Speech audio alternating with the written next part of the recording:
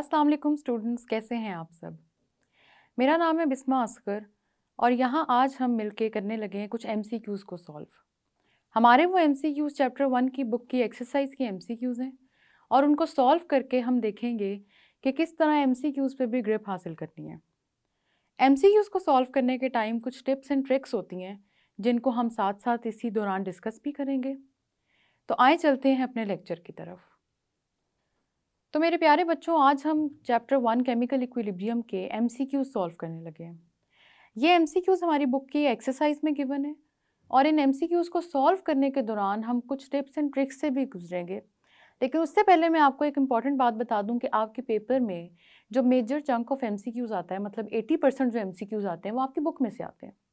देखा, आपको पता है ऑलरेडी कि आपके 80% एमसीक्यूज कहाँ से आने हैं, तो क्यों ना हम बुक के एमसीक्यूज पे ज़रा ग्रिप हासिल कर लें। उससे होगा ये कि आपके जब पेपर में एमसीक्यूज आएंगे तो आपको तो पहले से ही आते होंगे। Isn't it a good news. तो हमारे पास 80% एमसीक्यूज जो पेपर में आते हैं वो बुक से आते हैं, ओनली 20% आर कॉन्सेप्ट बेस्ड या वो पास पेपर से होंगे। लेकिन अच्छी बात यह है कि क्योंकि हमें 80% का ऑलरेडी पता है तो 20% तो फिर पढ़ने वाले बच्चे कर ही लेते हैं। और मुझे यकीन है कि जिसने अभी तक के सारे लेक्चर सुने हैं वो आराम से वो 20% भी कर लेगा। तो आए चलते हैं और हम बारी बारी अपने जो बुक की एमसीक्यूज़ हैं, मल्टीपल चॉइस क्वेश्चंस हैं, उनको डिस्कस करते हैं। इन एमसीक्यूज़ को सॉल्व करने के टाइम पे आप लोगों ने ख्याल रखना है कि आप स्टेटमेंट के साथ साथ ऑप्शंस भी तभी पढ़ लिया करें। क्योंकि कभी कभी ये होता है कि क्योंकि हमने जब देना होता है ना पेपर, बहुत ज़्यादा कुछ मटेरियल याद करके गए होते हैं, तो कुछ चीज़ें होती हैं जो माइंड से स्किप हो जाती हैं। और अगर आप उसके ऑप्शंस को उसी वक्त पढ़ लेंगे ना तो आपके माइंड में वो सारे के सारे कॉन्सेप्ट्स रिवाइज हो जाएंगे और इस तरह से आपको एमसीक्यूज करते हुए मुश्किल नहीं होगी। अगर एमसीक्यू करने के दौरान ऑप्शंस पढ़ के भी आपको ना याद आए कि आंसर क्या है तो भी परेशान नहीं होना। थोड़ा सा आप वैसे ही ट्रिक है कि आप उस एमसीक्यू को छोड़ दीजिएगा, बाकी पेपर सॉल्व करके एंड पे उस एमसीक्यू की तरफ आ जाएगा, क्योंकि कॉन्सेप्ट तब तक आपको याद आ चुका होगा। तो अब हम चलते हैं और पढ़ते हैं हमारे मल्टीपल चॉइस क्वेश्चंस जो बुक में गिवन है और हमारा सबसे पहला एमसीक्यू उसकी तरफ चलते हैं। हमारा फर्स्ट एमसीक्यू है the characteristics of reversible reactions are many except following one. ये स्टेटमेंट ट्रिकी स्टेटमेंट्स में आती है। होता क्या है कि जब बच्चा पढ़ता है ना कि the characteristics of reversible reaction, oh wow, मैंने तो ये ऑलरेडी पढ़े हुए हैं सारे के सारे, मुझे तो आते हैं, मैं देखूंगा कि कौन सा ऑप्शन करेक्ट है, कौन सी ऑप्शन में प्रॉपर्टीज दी हुई हैं और मैं उसको टिक कर दूंगा। और फिर कभी कभी हमारे प्यारे बच्चे बाकी ऑप्शंस पढ़ते ही नहीं हैं और स्टेटमेंट को भी गौर से नहीं देखते। इस स्टेटमेंट में उन्होंने आपसे ये नहीं पूछा कि आपकी प्रॉपर्टीज क्या हैं रिवर्सिबल रिएक्शंस की। इनफैक्ट उन्होंने आपसे कहा है कि सारी की सारी प्रॉपर्टीज ही हैं जो हमने ऑप्शंस में लिखी हैं, लेकिन उनमें से एक ऐसी है जो ऑप्शन में गलत लिखी हुई है, एक्सेप्ट। ये वर्ड याद रखिएगा, ये वर्ड इंपॉर्टेंट है। एक्सेप्ट का मतलब है कि वो ऑप्शन सेलेक्ट करें जिसमें रिवर्सिबल की प्रॉपर्टी नहीं लिखी हुई। तो आए हम जरा मिलकर ऑप्शंस को देखते हैं। हमारा फर्स्ट ऑप्शन है products never recombine to form reactants. आपको याद होगा हमने जो पढ़ा था रिवर्सिबल रिएक्शंस की प्रॉपर्टीज में कि प्रोडक्ट्स तो कंबाइन करके बनाते हैं रिएक्टेंट्स। इसका मतलब है कि हमारी ये वाली ऑप्शन में प्रॉपर्टी गलत लिखी हुई है, तो ऑप्शन ये सही हो सकती है। अब अक्सर ये होता है कि जिसको स्टेटमेंट समझ आ जाती है वो भी जल्दी जल्दी में जब पहला ऑप्शन देखा तो उसी को टिक करके आगे चला जाता है और फिर अगला ऑप्शन पढ़ने की ना वो जहमत नहीं करता। ऐसे भी नहीं करना, क्योंकि देखिए कभी कभी आपकी ऑप्शंस हो सकते हैं सारी की सारी ही करेक्ट हो और उन्होंने लास्ट ऑप्शन दियो ऑल ऑफ दी अबव। फिर एग्जामिनेशन हॉल के बाहर जाके जब बाकी डिस्कस करेंगे ना तो आपको परेशानी लग जाएगी कि आता हुआ एमसीक्यू आप गलत करके आ गए। तो इससे सारी की सारी ऑप्शंस लाजमी लाजमी पढ़नी है। ये बात आपने याद रखनी है कि जितनी ऑप्शंस आपके दी हुई हैं उधर आपने उन ऑप्शंस को रीड करना है और फिर अपना आंसर डिसाइड करना है। अभी तो हमें ये पता लग गया कि फर्स्ट ऑप्शन हमारा आंसर हो सकता है, फिर भी फॉर सेफ्टी पर्पसेस हम बाकी ऑप्शंस को पढ़ते हैं। Option B is they never complete. अरे ये किसने कह दिया, हमारा रिवर्सिबल रिएक्शन हमेशा कंप्लीट जो है वो नहीं होता। ठीक है, हमारा जो रिवर्सिबल रिएक्शन है उसने कभी भी जाना है कंप्लीशन की तरफ, नहीं जाना। आपके रिवर्सिबल रिएक्शन ने कभी कंप्लीशन की तरफ नहीं जाना। ये बात आपने याद रखनी है कि आपका reversible reaction it never completes, which means कि ये वाली ऑप्शन तो ठीक है। ऑप्शन ठीक नहीं है, मतलब ये कि ये वाली ऑप्शन आपके रिवर्सिबल की प्रॉपर्टी बनती है। तो इसका मतलब है कि ये वाला हमारा आंसर नहीं हो सकता। उन्होंने कहा है वो वाली ऑप्शन सिलेक्ट करें जो आपका आंसर नहीं है, जो आपकी रिवर्सिबल की प्रॉपर्टी नहीं है। तो इसका मतलब है कि हमारा ये आंसर नहीं हो सकता। Next option is the proceed in both ways. जिस बच्चे को याद है कि हमारा रिवर्सिबल की प्रॉपर्टीज क्या है, उसे ये भी याद है कि आपका रिवर्सिबल रिएक्शन फॉरवर्ड भी जाएगा, रिवर्स भी जाएगा। तो ये प्रोसीड इन बोथ वेज का मतलब भी वही है कि ये फॉरवर्ड भी जा रहा है, रिवर्स भी जा रहा है। ये वाली ऑप्शन में हमारी प्रॉपर्टी गिवन है रिवर्सिबल की, ये ऑप्शन हमारा आंसर नहीं हो सकता, क्योंकि उन्होंने कहा एक्सेप्ट फॉलोइंग वन, एक्सेप्ट वो वाली बताएं जो इसमें से नहीं है। Last is they have a double arrow between reactants and products. याद करें इस बात को, एरो कौन सा यूज किया था? इरिवर्सिबल में सिंगल हेडेड एरो और रिवर्सिबल में डबल हेडेड एरो। तो इससे हमें पता लग गया कि हमारी जो लास्ट 3 ऑप्शंस हैं वो सारी की सारी करेक्ट हैं, मतलब वो सारी की सारी रिवर्सिबल की प्रॉपर्टीज हैं। सिर्फ ए ऑप्शन है जो रिवर्सिबल की प्रॉपर्टी नहीं है। इसका मतलब हमारा आंसर क्या है? बिल्कुल ठीक है किया आप लोगों ने, हमारा आंसर है ए ऑप्शन। अब चलते हैं सेकंड क्वेश्चन की तरफ। In the lime kiln the reaction, calcium carbonate दिया हुआ है। कुछ याद आया कैल्शियम कार्बोनेट से? हमने इसकी फॉर्मेशन और डीकम्पोजिशन पढ़ी थी, और फिर हमने ये भी देखा था कि हमारा रिएक्शन रिवर्स में कैसे जा सकता है। और रिवर्स में जाने के लिए आपको याद होगा हमने पढ़ा था कि वो रिवर्स में तब जाएगा जब आप इस रिएक्शन को क्लोज्ड कंटेनर में करेंगे, ताकि आपका कोई भी प्रोडक्ट उस कंटेनर से निकल ना सके। पर वो स्टेटमेंट में ये कह रहे हैं कि goes to completion, because completion की तरफ चला गया रिएक्शन। कंप्लीशन की तरफ अगर रिएक्शन चला गया तो इसका मतलब ये है कि आपका रिएक्शन मिक्सचर के अंदर सारे के सारे प्रोडक्ट्स मौजूद नहीं हैं, क्योंकि रिएक्शन मिक्सचर में अगर प्रोडक्ट्स मौजूद होते तो आपका रिएक्शन कंप्लीशन की तरफ ना जाता। कंप्लीशन का मतलब ये है बेटा कि आपका जो रिएक्शन है उसने प्रोडक्ट्स बनाए और वो वहाँ पे जाके रुक गया, उसने रिएक्टेंट्स नहीं बनाए दोबारा। तो इसका मतलब है कि अगर ये कंप्लीशन की तरफ चला गया है तो इस कोई चीज़ है जो इसको रिवर्स साइड पर जाने से रोक रही है। हम बाकी ऑप्शंस अभी चारों पढ़ते हैं और देखते हैं कि कौन सी चीज़ है जो इसको रोक रही है और क्या इनमें कोई ऐसी ऑप्शन दी हुई है। आपकी ए ऑप्शन है of high temperature, because of high temperature. Temperature वाला कॉन्सेप्ट जरा रिवाइज करें। टेम्परेचर का हमने ये पढ़ा था कि रेट ऑफ रिएक्शन आपके टेम्परेचर पे इस तरह डिपेंड करता है कि जब आप टेम्परेचर बढ़ाएंगे, हाई टेम्परेचर रखेंगे, तो आपका रेट ऑफ रिएक्शन फास्ट हो जाएगा। Rate of reaction, speed of reaction उसको तेज करेगा, फास्ट करेगा आपका हाई टेम्परेचर। हमने कभी भी ये नहीं कहा था कि temperature will be responsible for completing a reaction, temperature will be responsible for converting the reactants to products and then stopping the reaction over there. No, हमने कहीं पे ये नहीं पढ़ा था। हमने सिर्फ ये कहा था कि जो टेम्परेचर है वो रिएक्शन रेट को फास्ट करेगा। तो कंप्लीशन का इसका मतलब इससे कोई ताल्लुक नहीं है। सेकेंड ऑप्शन देख लेते हैं, उसमें दिया हुआ है calcium oxide is more stable then calcium carbonate.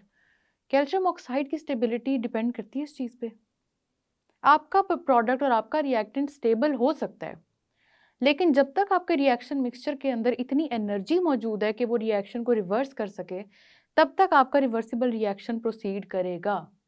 हमारा क्या कॉन्सेप्ट है कि एनर्जी मौजूद होनी चाहिए रिएक्शन मिक्सचर में। अगर एनर्जी मौजूद है तो क्या फ़र्क पड़ता है आपका कौन सा कंपाउंड स्टेबल है और कौन सा नहीं है? रिएक्शन ने रिवर्स जाना है, इसका मतलब ये हमारी रीज़न नहीं है। सी ऑप्शन देखते हैं, कार्बन डाइऑक्साइड एस्केप्स कॉन्टीन्यूसली। अगर आप सोचें तो कार्बन डाइऑक्साइड अगर एस्केप कर रही है तो इसका क्या मतलब हुआ बेटा? आपका अगर कार्बन डाइऑक्साइड एस्केप कर गई है तो रिएक्शन मिक्सचर के अंदर एक प्रोडक्ट है जो मौजूद ही नहीं है, पीछे बचा कैल्शियम ऑक्साइड। कैल्शियम ऑक्साइड किस से मिलके बनाएगा? तो जाके उसने कैल्शियम कार्बोनेट बनाना है। रिवर्स में देखें ना इस रिएक्शन को, कैल्शियम ऑक्साइड के लिए ज़रूरी है वो कैल्शियम ऑक्साइड के साथ साथ कार्बन डाइऑक्साइड मौजूद हो उधर। अगर कैल्शियम ऑक्साइड पड़ा है, कार्बन डाइऑक्साइड है ही नहीं, तो कैल्शियम कार्बोनेट कैसे बनेगा? इसका मतलब है आपका कैल्शियम कार्बोनेट क्यों नहीं बन रहा, रिएक्शन क्यों कंप्लीशन पे चला गया है? क्योंकि एक ऐसा सब्सटेंस है, एक ऐसा कंपाउंड है, एक ऐसा प्रोडक्ट है जो उस रिएक्शन मिक्सचर के अंदर टिक नहीं रहा, और वो कार्बन डाइऑक्साइड। इसका मतलब सी ऑप्शन हमारी करेक्ट हो सकती है। फिर भी हम डी को डिस्कस करते हैं कि क्या वो करेक्शन में आ सकती है। D option is calcium oxide is not dissociated. फिर से वही बात है, डिसोसिएट तो उसने करना ही करना है। अगर उसके अंदर रिएक्शन मिक्सचर के अंदर एनर्जी है, डिसोसिएट का मतलब कंपाउंड टूट नहीं रहा। टूटने की मतलब ये है कि उसने टूटना है। आप ये बात याद रखें, जब तक आपके रिएक्शन मिक्सचर के अंदर एनर्जी मौजूद है वो कंपाउंड टूटेगा, वो वापस रिएक्टेंट बनाएगा, चाहे वो स्टेबल है चाहे वो स्टेबल नहीं है, इस बात से कोई फर्क नहीं पड़ता। ठीक है, तो इसका मतलब ये है कि आपका रिएक्शन अगर कंप्लीशन की तरफ चला गया है, वो रिएक्टेंट नहीं बना रहा, तो आपके पास रिएक्शन मिक्सचर के अंदर आप वो प्रोडक्ट ही मौजूद नहीं है जिसने बनाना है। कार्बन डाइऑक्साइड निकल गई, सी ऑप्शन में हमने पढ़ा, तो कैल्शियम ऑक्साइड अकेला क्या कर लेगा। इससे इस ऑप्शन में आपके पास इस क्वेश्चन में C option is the correct answer. चलें नेक्स्ट क्वेश्चन की तरफ। Next question is for the reaction between A + B C is being formed. उन्होंने हमें एक जनरल सा रिएक्शन दे दिया है और उन्होंने कहा है the expression for the equilibrium constant. मेरे बच्चे, आपको याद होगा इक्विलिब्रियम कांस्टेंट के लिए हमने जो वैल्यू कैलकुलेट करनी होती है उसके लिए हमारे पास प्रोडक्ट्स और रिएक्टेंट्स की कॉन्सेंट्रेशंस इन स्क्वायर ब्रैकेट्स, सबसे पहली चीज़। दूसरी चीज़ क्या थी कि आपके नंबर ऑफ मोल्स पावर में लिखे हों। आप सारी ऑप्शंस को देख लें, सिर्फ डी ऑप्शन करेक्ट है जिसमें आप देख सकते हैं कि आपके जो नंबर ऑफ मोल्स हैं वो पावर में लिखे हुए हैं और साथ ही साथ आपका जो प्रोडक्ट है वो न्यूमरेटर में लिखा हुआ है और जो आपका रिएक्टेंट है वो डिनोमिनेटर में लिखा हुआ है। तो बाकी सारी ऑप्शंस में आपके पास एक यही ऑप्शन करेक्ट बचती है, तो D option is your correct answer over here. Next, when a system is at equilibrium state. उन्होंने कहा एक सिस्टम है जो इक्विलिब्रियम स्टेट पे है, इसका मतलब है ऑप्शंस में इक्विलिब्रियम स्टेट से रिलेटेड कोई बात की होगी और फिर उनमें से कोई ऐसी बात है जो हमने सेलेक्ट करनी है कि वो सही है और बाकी गलत को हमने ज़रा स्किप करा देना है। तो ज़रा हम ऑप्शंस को पढ़ते हैं। पहला ऑप्शन है concentration of reactants and products becomes equal. Equal ना लिखा होता तो आपके ये बाकी स्टेटमेंट करेक्ट हो सकती थी। इक्वल नहीं होती कभी भी, आपके पास जो रिएक्शन की कॉन्सेंट्रेशन है कभी भी इक्वल नहीं होती। रिएक्टेंट और प्रोडक्ट की कॉन्सेंट्रेशन कांस्टेंट ज़रूर हो जाती है। कांस्टेंट का मतलब है उसने चेंज नहीं होना। ये होता है आपके अंदर, आपके पास रिएक्शन मिक्सचर के अंदर। ये नहीं होता कि आपकी वो कॉन्सेंट्रेशंस इक्वल हो जाती हैं। इक्वल का मतलब है कि अब आपके पास अगर 4 रिएक्टेंट्स पड़े हैं तो 4 ही प्रोडक्ट्स होंगे। नहीं, ऐसा नहीं होता। हमने ये पढ़ा था कि हमारे पास जो कॉन्सेंट्रेशन होती है इक्विलिब्रियम पे पहुंच के बस फिर वो वहाँ रुक जाती हैं। हो सकता है प्रोडक्ट ज़्यादा हो, रिएक्टेंट कम हो, लेकिन वो रुक जाते हैं वहाँ पे। मज़ीद ना प्रोडक्ट बनता है ना रिएक्टेंट कम होता है। तो ये ऑप्शन हमारे पास गलत हो गई। सेकंड ऑप्शन अगर आप देखें तो वह the opposing reactions forward and reverse stop. Equilibrium पे अपोजिंग रिएक्शंस होंगे। इक्विलिब्रियम, डायनामिक इक्विलिब्रियम आपका अटेन ही तब हो रहा है जब अपोजिंग रिएक्शंस फॉरवर्ड और रिवर्स हो रहे हैं। अगर वो स्टॉप कर गए हैं, अगर वो रुक गए हैं, तो इसका मतलब ये आपका इक्विलिब्रियम तो ना हुआ, फिर ये तो रिएक्शन ही कंप्लीट हो गया। इसीलिए ये ऑप्शन भी हमें पता लग गया कि क्या है, गलत, साफ गलत है। सी ऑप्शन देखें, rate of reverse reaction becomes very low. Concept revise करें थोड़ा सा। आपका फॉरवर्ड रिएक्शन के स्टार्ट में फास्ट होता है और आहिस्ता आहिस्ता आपका रिवर्स रिएक्शन फास्ट होने लग जाता है। पर होता ये नहीं है कि कहीं पे जाके आप कहेंगे ओहो ये रिएक्शन तो बहुत ही स्लो जा रहा है, ये तो कंटिन्यू हो ही नहीं रहा। ऐसा नहीं होता। आपका फॉरवर्ड रिएक्शन पहले तेज़ होगा, रिवर्स रिएक्शन बाद में तेज़ होगा, पर स्पीड कंटिन्यू रहेगी इक्विलिब्रियम तक। तो स्पीड कम होना, रेट ऑफ रिएक्शन लो होना, कोई बात पल्ले नहीं पड़ी। ये ऑप्शन भी हमारी गलत है। डी ऑप्शन देख लेते हैं। हमने सारी ऑप्शंस देखनी, सब गलत हैं, एटलीस्ट इसका ठीक होना बनता है। Rates of forward and reverse reactions become equal. बिल्कुल यही बात है बेटा, कॉन्सेप्ट याद रखना है आपका। रेट, रिएक्शन रेट वो ज़रूर इक्वल होता है, कॉन्सेंट्रेशंस इक्वल नहीं होती, ये बात याद रखनी है। समझ आई? Rate of reactions, rate of forward and rate of reverse reactions equal होंगे, लेकिन कभी भी आपका कॉन्सेंट्रेशन इक्वल नहीं होगी। तो ये जो डी ऑप्शन है कि इक्विलिब्रियम पे जाके हमारे rate of forward and rate of reverse reaction equal हो जाते हैं, ये वाला ऑप्शन आपका करेक्ट है और 4 का आंसर भी यही बनता है, डी ऑप्शन। बाकी सब हमने पहले ही डिस्कस कर लिया कि गलत है। नेक्स्ट, उन्होंने कहा है which of the following statements is not correct about active mass. Active mass याद करें, एक्टिव मास हमने किधर पढ़ा था? रेट ऑफ रिएक्शन में पढ़ा था। रेट ऑफ रिएक्शन में अगर एक्टिव मास पढ़ा था तो उसमें उसकी क्या बात की थी हमने? एक्टिव मास की हमने कहा था कि जो एक्टिव मास है ये आपका मोलर कॉन्सेंट्रेशन में होता है, ये रिएक्टेंट्स और प्रोडक्ट्स का अलग-अलग होता है और आपका रेट ऑफ रिएक्शन इसके डायरेक्टली प्रोपोर्शनल होता है। ऑप्शंस देखें। ऑप्शन पहली है rate of reaction is directly proportional to active mass. Correct, बिल्कुल हमने यही बात पढ़ी थी कि आपका जो रेट ऑफ रिएक्शन होगा वो एक्टिव मास के डायरेक्टली प्रोपोर्शनल होगा। याद करें, लॉ ऑफ मास एक्शन में यही चीज़ हमने पढ़ी थी। Second option is active mass is taken in molar concentration. ये भी करेक्ट है, सही बात है। एक्टिव मास मोलर कॉन्सेंट्रेशन में, ये बात हमने की थी डिस्कस, आपने मोलर कॉन्सेंट्रेशन में लेनी है। Third option is active mass is represented by square brackets. ये भी बात करेक्ट है। आपने एक्टिव मास को अगर स्क्वायर ब्रैकेट में रिप्रेजेंट नहीं किया तो इसका मतलब है आप कॉन्सेंट्रेशन की बात ही नहीं कर रहे। अपना पॉइंट ऑफ व्यू एक्सप्लेन करने के लिए आपको उनको स्क्वायर ब्रैकेट्स में डालना ही पड़ेगा। स्टेटमेंट हमारे क्वेश्चन की ये कि which of the following is not correct. 3 option अभी तक हमने पढ़ी जो तीनों की तीनों करेक्ट थी। चौथी ऑप्शन देखें, active mass means total mass of substances. ऐसा कुछ पढ़ा है हमने अभी तक? नहीं। एक्टिव मास आपके प्रोडक्ट्स का अलहदा होता है और हर प्रोडक्ट का भी अलहदा होता है। जितने मर्जी आपके रिएक्शन में 4-5 प्रोडक्ट्स बन रहे हैं ना, हर किसी का एक्टिव मास अलग अलग होगा। इसी तरह एक्टिव मास रिएक्टेंट्स का भी अलहदा होता है। जितने मर्जी रिएक्टेंट्स यूज़ कर लें, सबका एक्टिव मास डिफरेंट होगा। तो आपकी ये वाली ऑप्शन इनकरेक्ट है और यही आपका आंसर है, जिसमें उन्होंने कह दिया कि टोटल मास ऑफ सब्सटेंसेस है, विच इज़ कम्प्लीटली इनकरेक्ट। आपका एक्टिव मास सब्सटेंसेस का टोटल मास नहीं होता, बल्कि वो अलग अलग सबका मास होता है। तो 3 ऑप्शंस हमने पढ़ी एक्टिव मास के बारे में जो सही थी, लेकिन उन्होंने कहा वो सेलेक्ट करनी है विच इज़ नॉट करेक्ट। तो which is not correct, D option is not correct.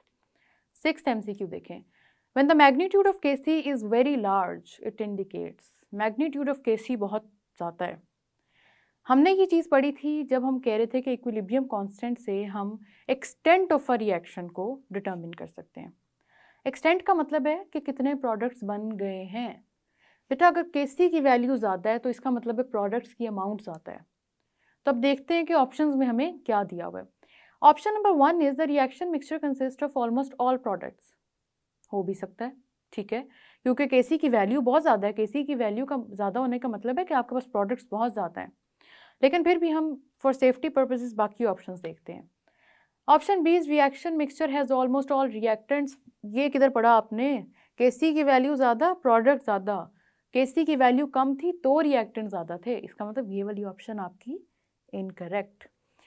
Third option देखते हैं, reaction has not gone to completion. जब आपके रिएक्शन मिक्सचर में अमाउंट ऑफ प्रोडक्ट्स ही ज़्यादा है तो आप कैसे कह सकते हैं कि रिएक्शन कम्प्लीशन पे नहीं गया? ये भी ऑप्शन आपकी इनकरेक्ट हो गई। Fourth option is reaction mixture has negligible products.